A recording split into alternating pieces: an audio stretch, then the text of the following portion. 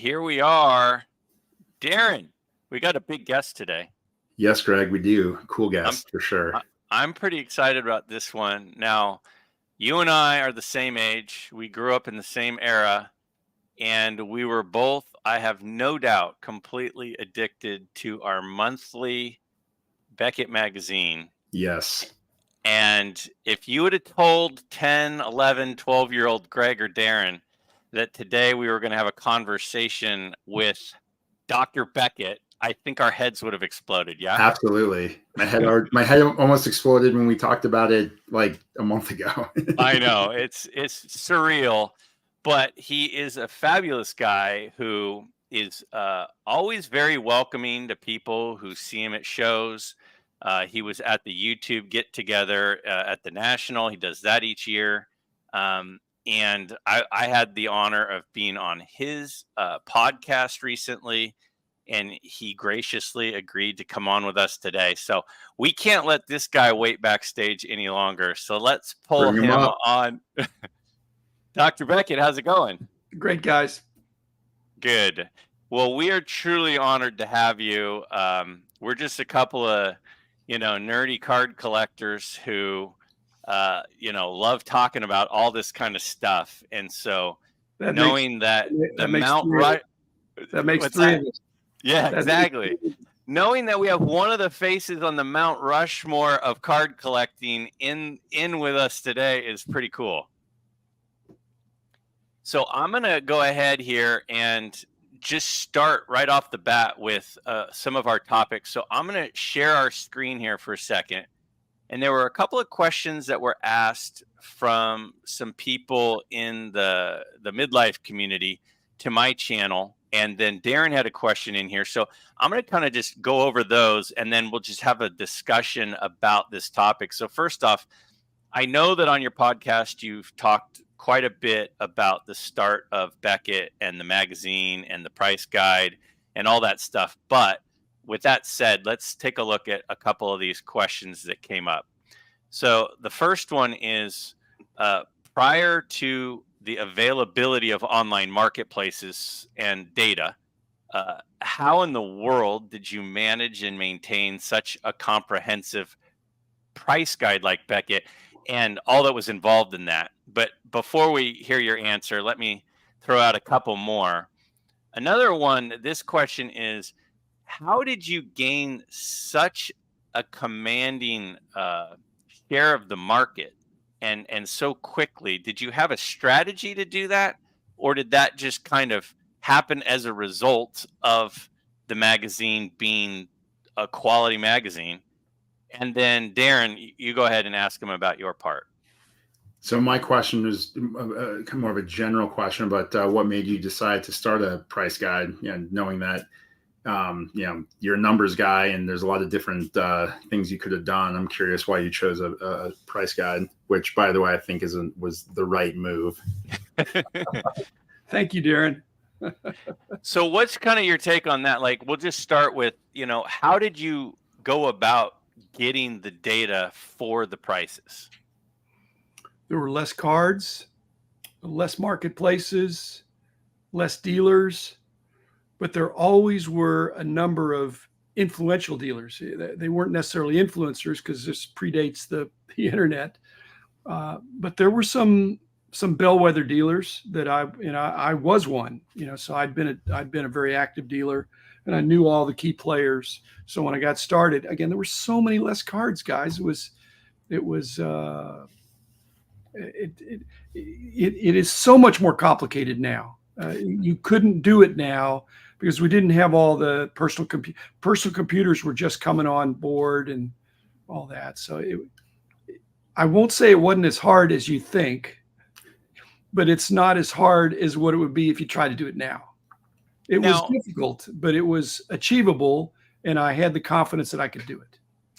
And you had a team of people, and the networking and the relationships that you had. Now you're shaking your head now. I had no team of people at the beginning. I had a team of contributors. We had regional correspondents and all that, but it was quite a while before I brought in people to help on the price guide. Because we didn't have critical mass. And then we started really rolling, and I brought in some people, and then yes, I had fabulous teammates. Mm-hmm. But would you say it was the relationships of other dealers that you met at shows and stuff, and you would kind of touch base with them on what things were doing? Well, it's not just that. It's what is going on now is that you have relationships with people, but not everybody has the same level of credibility. Hmm. Not everybody, people can talk a great game, but some people really know it, and some people are they're not making it up. They're just not as savvy. And so the first thing I already knew who were the dealers that really knew what they were doing, really knew what was fair pricing. They weren't underpricing, overpricing, but they weren't always willing to share their knowledge. And I guess I convinced them that we could make the pie bigger if we put together. And they knew I was working with all these other people, so there was a lot of peer pressure that. And they were good sports about it. But I'd been doing books, so I'd already been doing price guides for quite a while before I started doing the magazines, and I did surveys before I even did the books. So I was a known quantity, and I had my PhD in statistics by then. So people, I built up a good reputation. But there's wonderful people in this industry, and I knew who they were, and Right. I knew the ones that's kind of the bad apples to avoid. Right. Now, being a statistician, which, like you said, is your background, and I know that, I only took a couple of college statistics classes, but I know that there's a difference between something being, statistically significant, like there's a sample size that things need to be in order for it to be really reliable. So when you're reaching out to different dealers and you're seeing trends and you see, oh, this card sold for this, how many times would that card have to sell at that price for it to move in the magazine? There's not a hard and fast number, and that was true whether it was just me or when I had my wonderful teammates that were out there. There's certain cards that sell so frequently that it's pretty obvious, although can be some outliers. The problem, Greg, was when there were cards that were very infrequently sold. And so you almost, as much as possible, we were trying to look at empirically what was going on. But if only one sale during that month or during that year, if that was representative, if that was from a reliable dealer, not a distressed sale, a willing, knowledgeable buyer, a willing, knowledgeable seller, then we would give that the weight. That was the only data point that we had, other than, again, the biggest contribution for me was price guide number 1. After that, you're really trying to see, has the price gone up or down or stayed the same? And so you always had a baseline. So the first one was the trickiest one. And then after that, we'd get feedback if we were too low, and we would demonstrably see market activity that was in most cases higher, in some cases lower, but we were trying our best to nail it.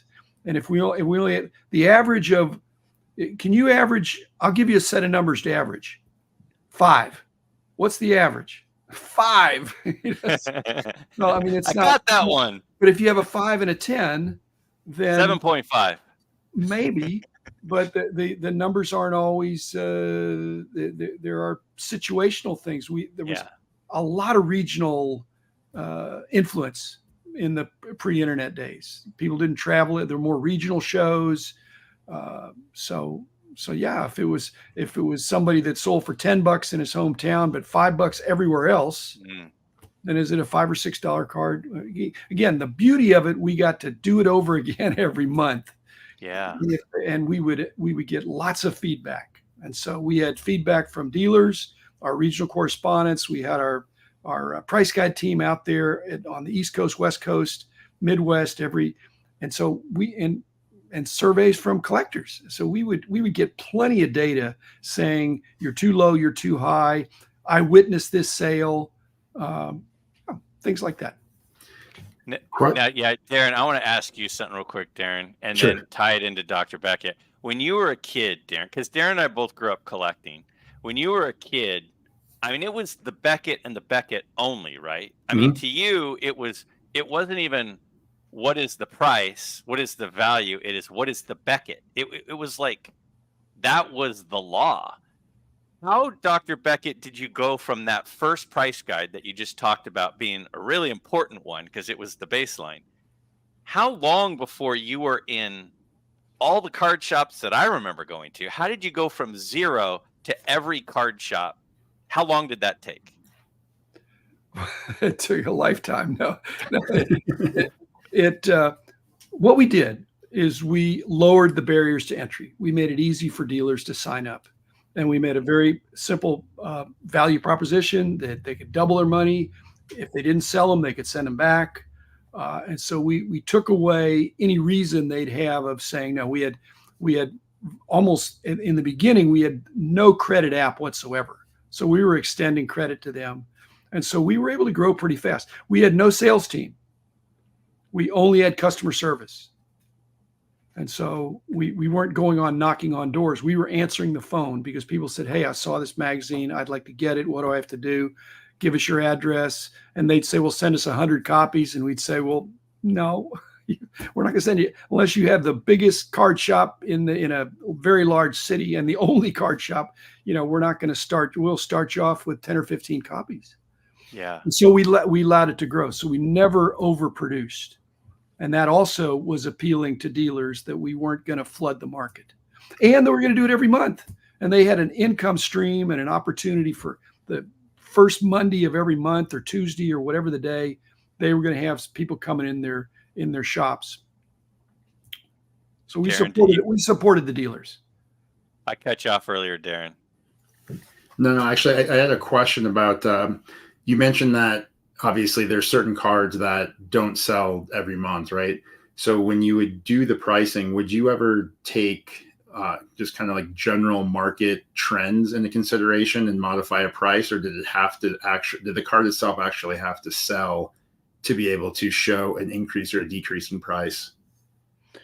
Well, not in the way that you put it exactly, but if you had 10 Willie Mays cards or 10 Mickey Mantle cards, and 9 of them doubled in the last month, which actually happened in '87.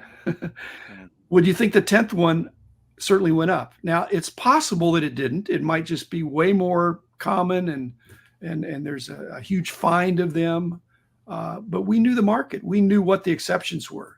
But if it's not an exceptional card, you'd be silly not to think that if, like when somebody dies or there's something going on like this, there's more play, or the whole set got popular, or a particular series. And so that didn't happen that often, but when it did, we would have looked stupid to only raise the ones where we had empirical data. If it was thinly traded, it would have been obvious. And that's how a dealer would have priced it. And we could verify that by talking to the dealers. That we didn't see a sale on this month.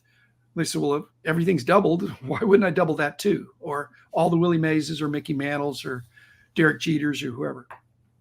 So yeah, you have to bring some common sense into it. What I wanted to avoid and what you're saying, Darren, is we weren't doing predictive pricing. Okay. We didn't want to do predictive pricing, but we wanted to do present day. This is what it either sold for last month or what it would have sold for if we're just positive that it just makes no sense that it wouldn't. It'd be inconsistent. And if it was going to be inconsistent, it had to be inconsistent for a reason. It might be inconsistent because it's a very short print. And then we'd have to do our own independent analysis of that. Okay. And way less cards in those days and way less parallels. This is pre-inserts, pre-parallels, pretty much.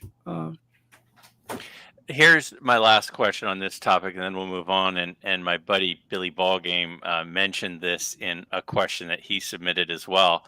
But the up arrow, down arrow, it's one of the most iconic images in sports card collecting for guys our age. It's like the rated rookie. There's just a few of them. The rookie cup, the up down arrow. Did you always have the up down arrow, or was that something that was added? Because when I opened the magazine, I mean, I remember running in from the mailbox when the magazine would come. A lot of the times it'd have a plastic thing around it. I ripped the plastic thing off, and I would start looking for the arrow just year by year by year. And it was genius to have the arrow, but I could see why someone wouldn't have put an arrow. Did you always have the arrow? And did you realize it was literally like addictive? Wow, I'm trying to create addiction, guys, but still, I mean, the first issue, there's no arrows. Sure. And then people were asking me about that, and basically, they're not even arrows, Greg. They're triangles. When we were trying to do the, I created kind of an HTML for to be able to take the price guide files and turn them into the magazine, to where you wouldn't have to re-enter the data. And so we had to have a special character for the up arrow and the down arrow, and there wasn't an arrow. But there was a triangle that could go up or down. And so really that's what it was. But it was requested, but it was also, people didn't like it. But it was the right thing to do. I usually, I mean, I'm a careful guy. I'm a thoughtful guy, but at some point you analyze it and you figure this is the right thing to do. Yeah. And it was, but it wasn't to create an addiction. You have no idea how much fun this is for me right now. But the fact that you just said that the reason that there was an up-down triangle is because there was a character for a triangle in the program that's unbelievable. All right, let's go to the next category, which is modern card collecting. Now, I've got a couple of questions for you on this one. First, you reference all the time on your podcast how you love hanging out in the dollar boxes and going through the cards, and a lot of those are modern cards, not exclusively, but a lot of those are modern cards that you hang out with in those dollar boxes. And then Darren, why don't you share your question here? So, Dr. Beckett, I was curious what your thoughts are on parallels, and then more focused would be the devaluation of the base card, because some of the things we see on YouTube videos when you see people doing breaks these days, they could, like when Greg and I were young, we'd open packs of cards, and if in those days you pull a Don Mattingly or Roger Clemens card, and you're like, oh, this is really cool. You weren't like, oh, this one is just a common card of theirs. Nowadays, you see, these guys will open packs and they'll say, oh, look, Aaron Judge. And it's just the base, card. And they'll throw it in the trash looking for parallels. So I'm curious what your thoughts are on how the parallels have affected the kind of demand and enjoyment of collecting base cards. We need a new terminology. Base cards, common cards back in the 80s, early 90s, probably forever, have had less esteem than the superstar cards. In-action cards, all-star cards are not as good as even the base card of somebody like that. If you had a set, and there have been sets like this, where every card is serial numbered in the pack, guys, there's still going to be dogs. There's still going to be dogs. There's going to be the card that's the base serial number. That's whether it's 1,000 or 99, it's going to be not as good. That's part of the charm of collecting. When you open up the pack, you get a few really good cards, hopefully, and some pretty good cards and some not so good cards. And if you put out a set that had only base cards, I just don't think that works anymore. What we ought to be talking about is the proliferation and this paradox of choice of the rainbow is so, regular rainbow has 7 colors or something like that. Now the rainbows have 75. Right. And so what they're doing, if people throw up their hands and say there's too many parallels, I don't hear anybody saying I don't want any parallels. And they shouldn't be saying I don't want any base cards either. It's part of the ecosystem. And occasionally, not all base cards are valueless. They're valued less, but they're not valueless. A Shohei Ohtani base card, if you get it graded, you got money. Yeah. You know, anybody that a transcendent player is transcendent because I should say his or her. Caitlin Clark Yeah. cards, Mhm. from a better product is still going to sell. So it's more complicated than that, Darren, I think. But I take your point in that when you're opening up your pack, like I said, you get. In fact, now the packs are systematically ordered so that you got base,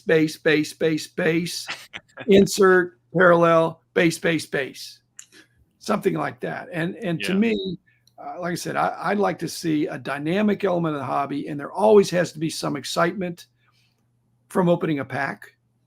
And what they've done now is they've created a situation where there's occasional excitement and frequent disappointment, and that's tricky. That's tricky. And I hope maybe I don't remember it being that way when I was a little kid. I don't remember if you remember it that way. Seemed like in every pack I got something pretty good. Mhm. Yeah. But I wasn't focused, Darren, on what I got that wasn't as good. Now I didn't leave them on the counter, but I thought, wow, I'm remembering the good thing that I got. Mhm. That makes sense. Yeah. Yeah. I mean, when we were kids, we had those, 500 count boxes and the 3 rows, and you didn't throw cards away. You put them all in there because they all were important and a contributor.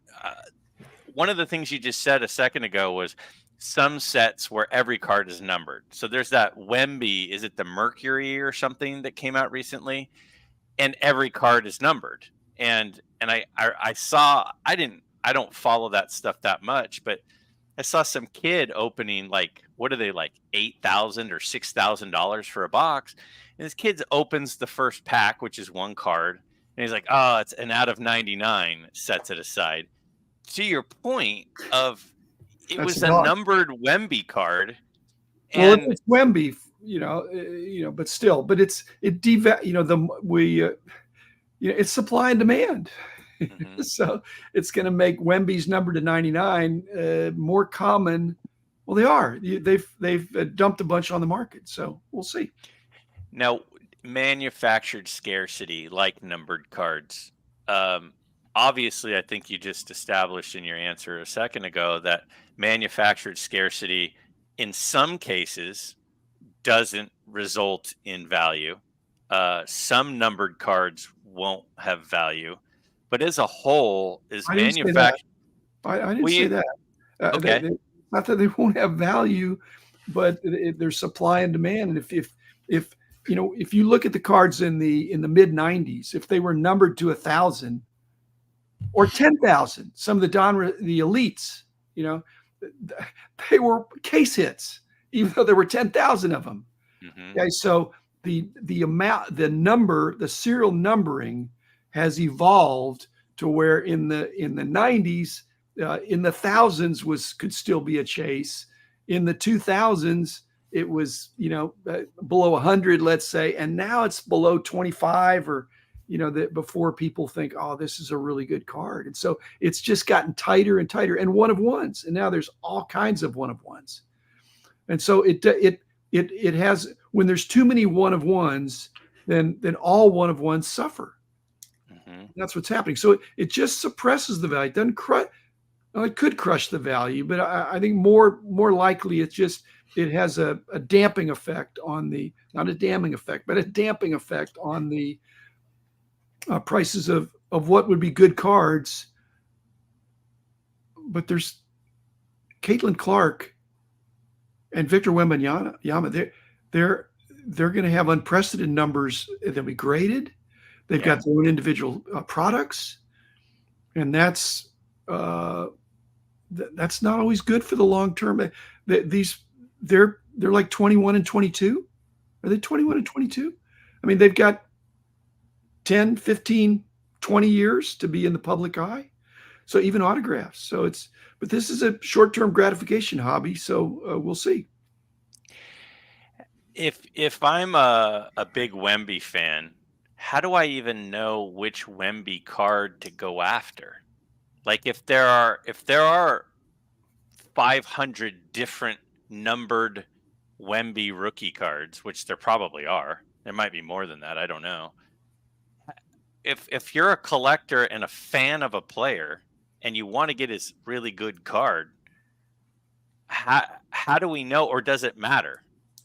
It definitely matters. I mean, the aesthetics matter, the brand matters. But what I've stood for in my hobby career is the price matters too. And so you had 3 different Wembies from 3 different, not companies, but say sub brands. They each have different aesthetics. They're frequently not all the same price. And so the savvy collector, even flipper, dealer, whatever, needs to say, you know what, if 2 of them are $100 and one of them's $50, is the $50 mispriced? Should that be $100 and that person just doesn't know it? Or is the $100 deal the better deal because it's even more limited, or it's condition sensitive? And so there's way more nuance to it. And that's what makes the hobby a lifetime hobby. Mm-hmm. Because cards are not fungible. They are not fungible by the serial number. Now, you've got a lot of fans, Dr. Beckett, but one of your biggest fans is my buddy Mookie Chilson. And I know you know Mookie. Mookie's a great guy. And you got to meet him in Cleveland, and he watches all your stuff, and he has great comments. And I said, Mookie, I know you can't come on with us, but what questions do you have for Dr. Beckett? So I said, you can ask him whatever you want. So he sent me 3. So I want to show you what Mookie wants to hear you talk about. So let's just go one at a time for this. He says, I know you're a humble man, but pretend that you've just sworn in as an expert witness at a trial. Is it not the case that the Beckett price guide, since first day of publication, has more than 10x'd the hobby? Can I do these one at a time? Yeah, do them one at a time. First of all, I was an expert witness for 6 years, and I made a lot of money testifying in employment discrimination class actions all over the country. And so I was sworn in all the time, testified 100 times in federal court. Never was asked this question, Mookie. Of course, it wasn't relevant to the employment practices of the government agencies or large companies that I was testifying about. Okay, so I'm under oath here. The hobby 10x'd, and I was catalytic. I don't think I was necessarily the prime mover, but I was very involved. And our price guide's more than 10x'd. So I'm not taking credit for it as much as I was there. I was involved.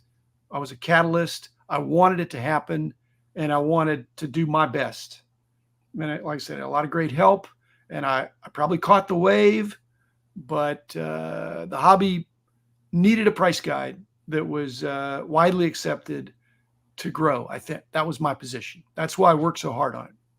Well, I think like Mookie, I think part of the reason the wave was so big was because of the Beckett price guide.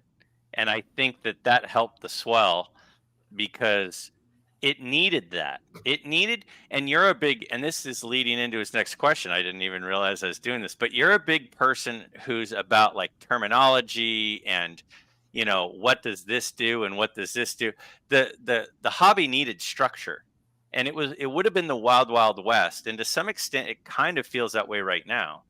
But the price guide gave it structure and it gave it parameters, and it prevented people from getting kind of ripped off, because I've had a lot of experiences, and I have friends that had experiences that would go to a show and they'd say, I'll give you this much for this card. They'd trying to sell to a dealer, and the kid would say, but it says in the Beckett it's worth $100. Why are you offering me 10?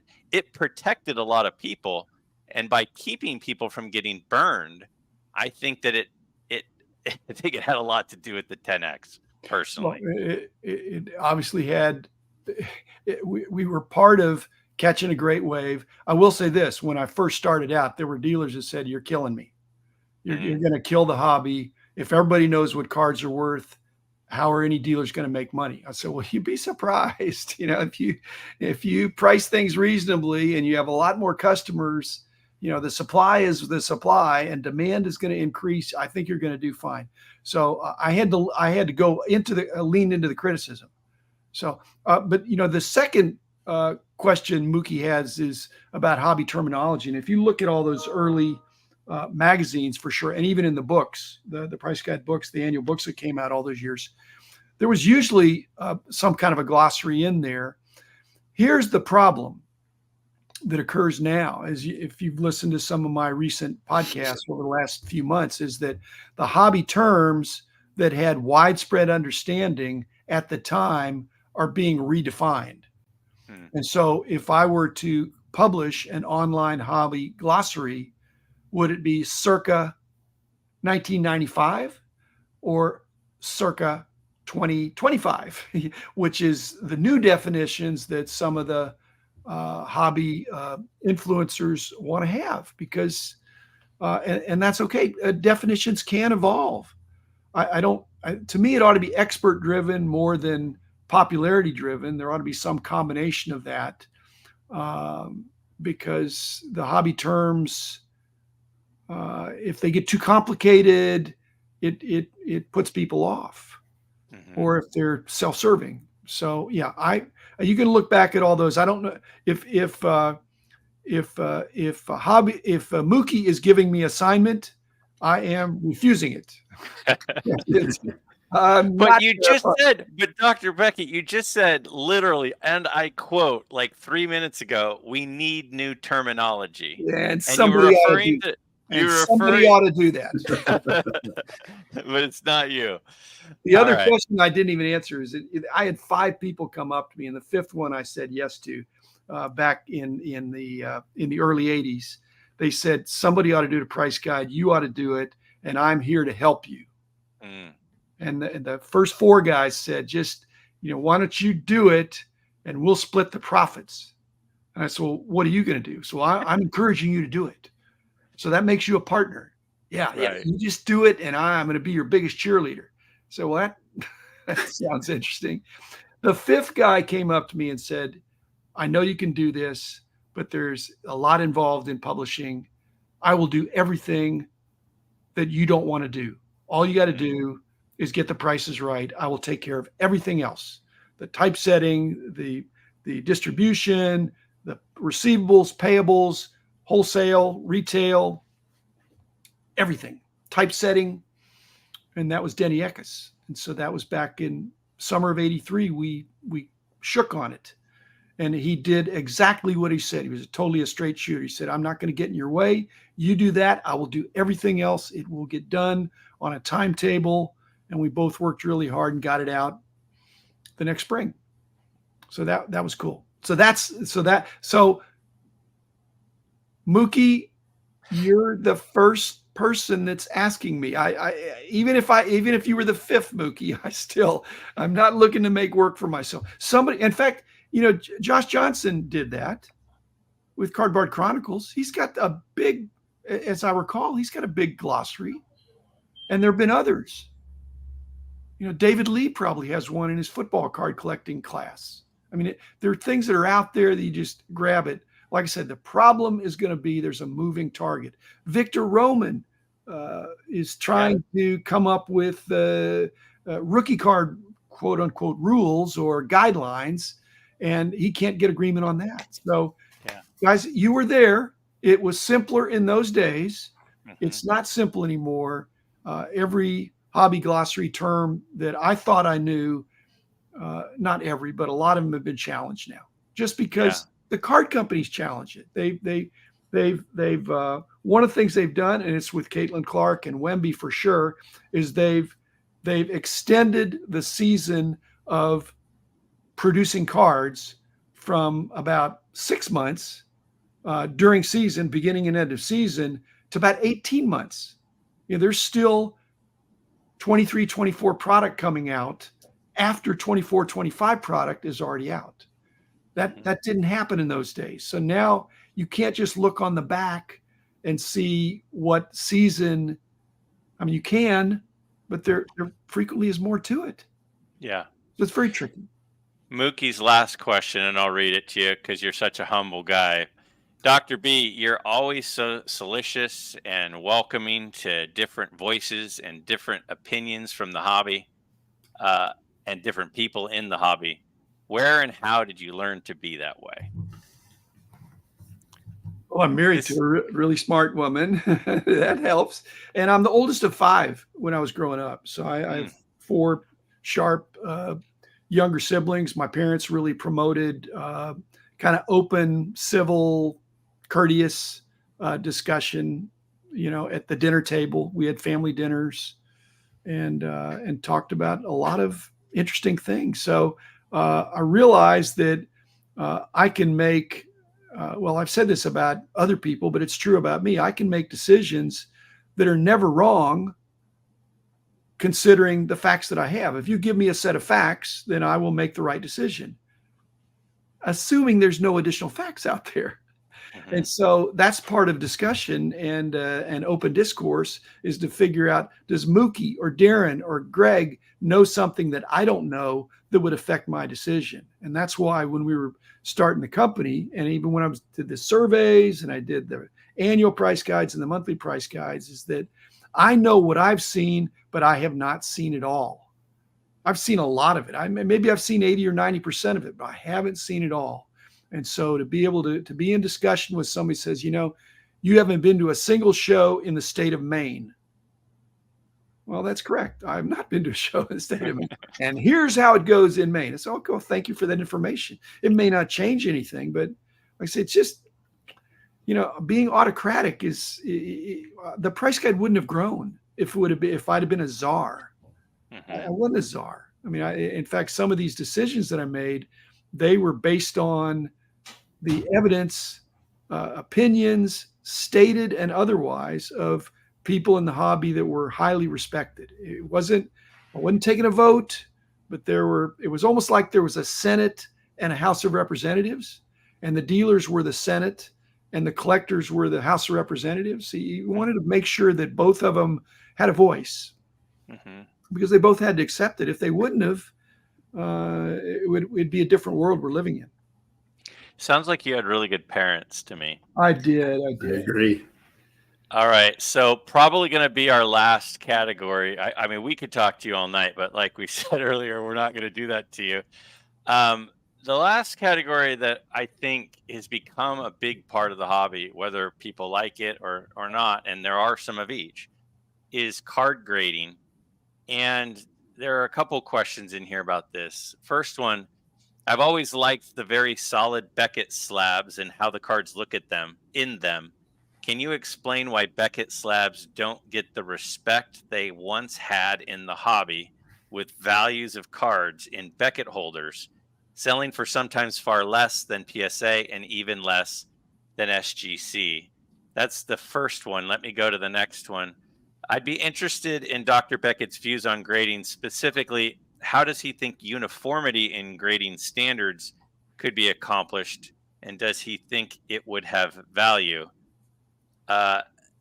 This one, considering how much the service of grading cards has changed the hobby, what do you see in the future as a big game changer?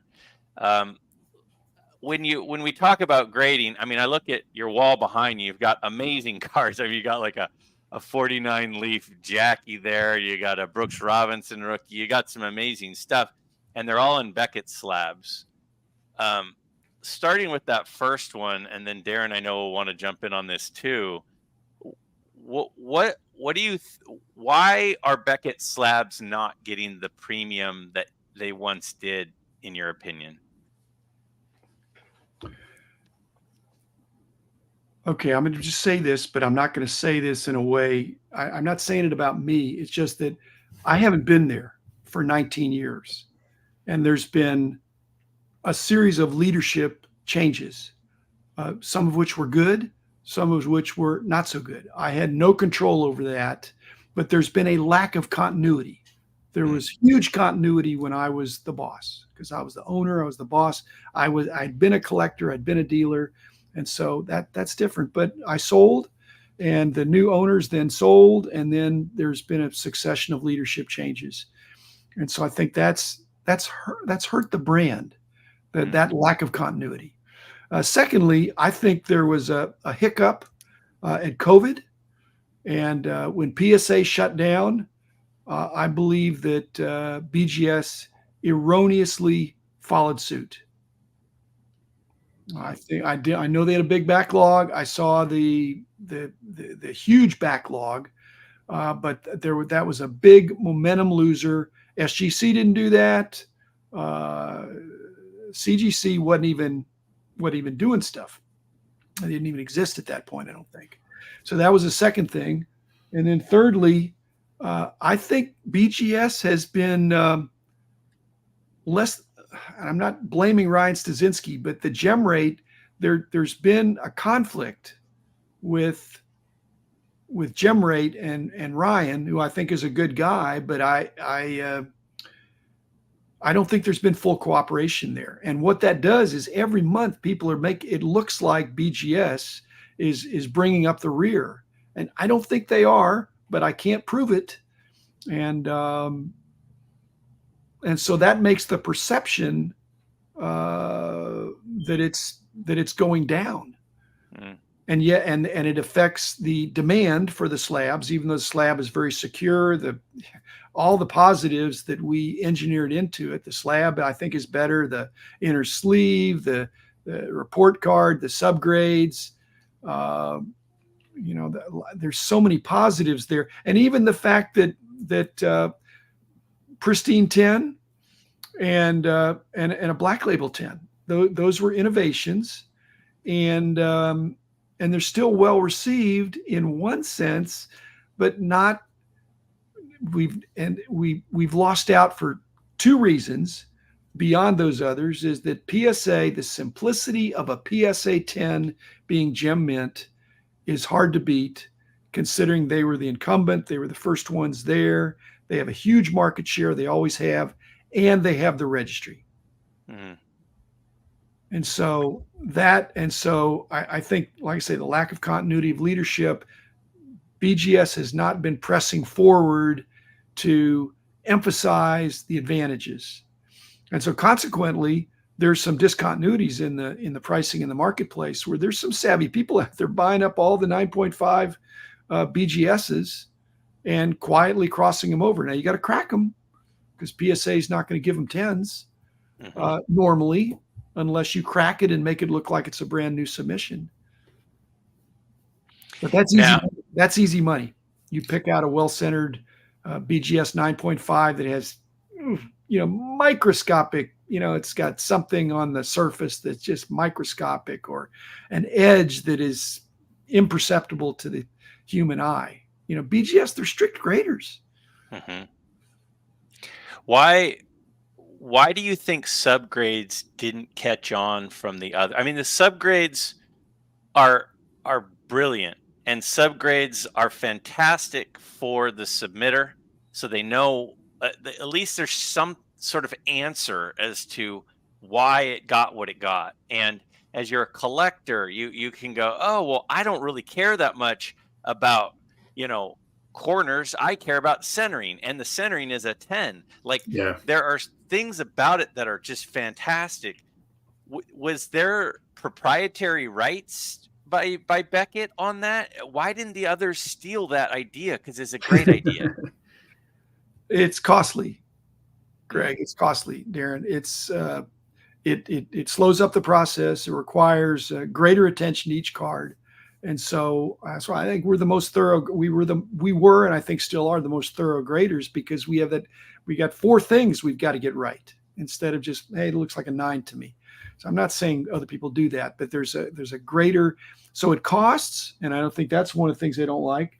But subgrades originally were highly appreciated by a large portion of the people. The first 5 years of our existence, when I was there, every year when I was there, it was we won the award, for the best grading service, and we were never grading more than PSA, but we were held in high esteem. And with the leadership changes, then they all of a sudden, now you've got an option. You don't need the grade. You don't have to do the subgrades if you don't want them. You can save money on that, and it's brought some market confusion there. But I think I'm big on it, Greg. I agree with you. I think it's more information. PSA is now going to give you some grader notes, and and Tag has more definitive Right. kind of stuff. But to me, that's the way it's got to go. It's like Yeah. in the book that I'm trying to create a level playing field where people can not be taken advantage of. Because again, all BGS 9s are not fungible. All PSA 9s are not fungible. And we know that there's weak ones, strong ones, but BGS is the only one where where the layperson could kind of figure it out. Hey, this is a better 9.5 because it's quad 9.5s Yeah. instead of 2 9.5s and a couple of 9s or whatever the Yeah. weaker one would be. Yeah. Now, when Beckett hit the scene, they had the premium. Like, I remember back in the late 90s, I want to say, Well, early 2000s, but yeah. Okay, 2000. I mean, this is high school, college blur. But it went from the Beckett 9.5, it sold for more than the PSA 10. And that isn't the case anymore. And it's just, and your reasoning and explanation makes sense to me. It does, and they're great. It's a great insight and explanation. And a minute ago, you mentioned something. You said market confusion. I wonder sometimes the BGS, the BVG, the BCCG, did that create some confusion on their different, and the BCCG is clearly different than BGS and BVG, but do you think that caused confusion for collectors? And were you around when that decision was made? And if so or not, what do you think of doing that? Okay. No, you've asked the question correctly. It did create confusion for collectors. It wasn't confusion for dealers. The dealers got it. They said BVG, that's for vintage, and BCCG, that's for bulk kind of stuff for a few mega dealers that had very large quantity and couldn't sell anything that wasn't a 10 or maybe a 9. And so to keep our integrity, we made 10 be a mint or better. So we could zip through them because they were not paying very much, but it was huge volume from some of the big names in the hobby. They're still very recognizable. And the BVG was branded differently because we thought there was some perception in the marketplace, and I think we were correct, that vintage cards were graded a little bit differently, a little bit more leniently. But I think that still is the case, and yet the hobby doesn't want that. They just want one grade. So I think that was, our intentions were good, but it was confusing. In fact, I'll even amend it a little bit. It wasn't confusing to veteran collectors. It was confusing to new collectors. And that's where BGS has had a problem, is they're not converting the new collectors unless they live in Dallas and, or in this area. They go to Kyle's show, the Waters Creek Plano show, and they're just doing big business there and they turn it around and all that stuff. So they're still doing fine. It's just that I don't mind being number 2. When we were number 2, we were still a market leader in many respects. We weren't the market volume leader, but I thought we were the thought leader. We couldn't catch up on like I say, on the registry, and their 10 is a 10 is a 10. Who cares what the words are? 10 is gem mint. Our 9.5 is gem mint. Yeah, the knowledgeable people when the hobby was smaller and clustered, and and our magazines were so widely available. Yeah, those first 5 or 6 years before I was gone, there was no problem with that. But it's been 19 years, Greg. So yeah. I want to give Darren a chance. I'm the Chihuahua and he's the Saint Bernard. He's just patiently over there laying there, and I'm like, but what about this? What about this? What about this? Darren, do you have anything you want to throw? I have one last question, but I was just going to say I was going to agree exactly what Dr. Beckett said. When I first got back into the hobby, I was at a card show in Colorado Springs, and I saw an Ozzie Smith rookie card, and it was a BCCG 8. And I didn't even look at the card. I just saw the grade and I bought it. I was like, yeah, I got an 8. And I got home and I was like, yep, what's BCCG? I'm like, wait a second. This isn't, because I didn't even think that, BC, Beckett grading services and vintage. I didn't even think of that. I just saw that. I saw it and I bought it. And I'm like, I still have it. But it's the only grading service that has more than 3 letters. I just thought that would be so obvious that people would say that this is, and the so uniformity in grading, I certainly wouldn't require that. I think the marketplace will determine. There was a need for BCCG, and it still sells really well for certain cards. BVG, I think, is become essentially the same as BGS. Mhm. I could talk to you all day. This is so much fun for me, but I'll cut it off after this last question. Beckett's volume, again, and reports with the gem rate data and all that kind of stuff, it says that it's been dropping and continues to drop. And there's been speculation, there was speculation about Fanatics getting involved in maybe SGC, and then SGC was acquired by collectors, and then is there a conflict of interest going on there? It's getting a little bit political. Well, it's more political. What do you think would be the right move for Beckett grading, BGS? Would it be to get under the umbrella of a big company, infuse some money and marketing into it, or is it to continue to be a standalone and ride it out and reestablish itself as a premier grader? I really can't answer that, Greg. I'm not in charge, and it's not even important that it would be undermining them for me to say what I think even there, because they're going to make the best decision based on the stakeholders, not just the ownership. Hopefully they're looking at the full landscape of how, I want the brand to flourish, and it's not fully flourishing right now. And they ought to make some changes. I do, however, want to make a big distinction between conflict of interests that people seem to worry about in the hobby, when those conflicts are not in the least bit illegal. So if it's not illegal, so when BGS or Beckett as an entity is considering, their future, I don't think conflict of interest is an issue as much as, you can't. When PSA bought SGC, maybe to keep Fanatics from buying them. If Fanatics would have bought them, some people would have been upset about that.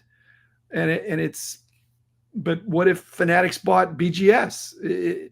Again, a conflict of interest is not illegal, and it's like what PSA did when they bought SGC.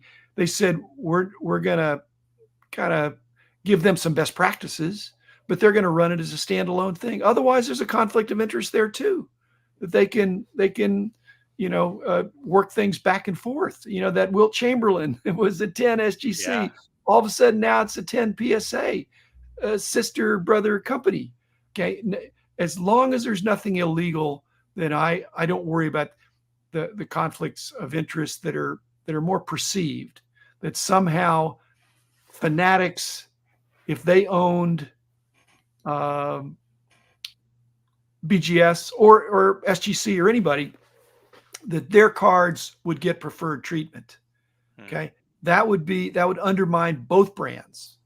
So conflicts of interest, there's always the worry about it, but in practice, if you don't have integrity, then you're going to be in trouble. Like I say, both businesses, and for Fanatics, branding is everything. They've got apparel, they're going to have gambling, they got all this stuff. They need to be making sure everything is done just right. And so I can't. I'm not going to prophesy or predict, but I do think that BGS has.